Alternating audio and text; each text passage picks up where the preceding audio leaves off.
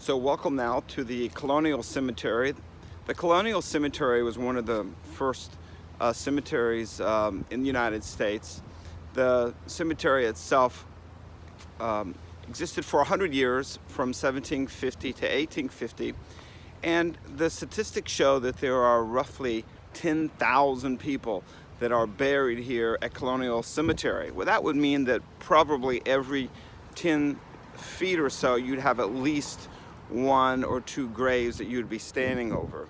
So it's a quite amazing cemetery. You have many individuals here who died in the two different yellow fever plagues.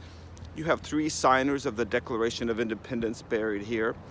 You also have a whole wall, a brick wall, and against the brick wall you'll see many tombstones that have been placed. That's because when General Sherman came into Savannah in 1864, there were hundreds, if not thousands, of Union soldiers that had to camp out here.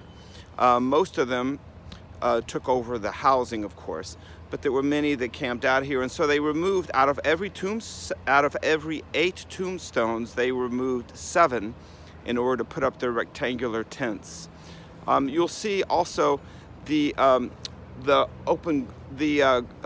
above ground tombs that existed or that exist, and they first started in New Orleans, and so they're family crypts, like the one right behind me here. In the family crypts, you could walk into the crypt, and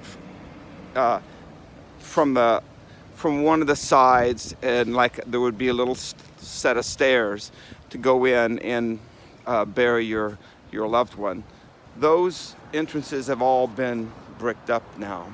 There is also, as you enter the cemetery and you walk to the far right, to the very end of the cemetery on the right, you'll see that there was a tombstone that was desecrated by the Union soldiers. So they would often take their bayonets and change the birth dates.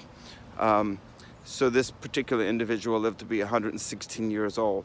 Just visit all the tabs that are on the cemetery, and you'll be able to get more information from what I've shared with you.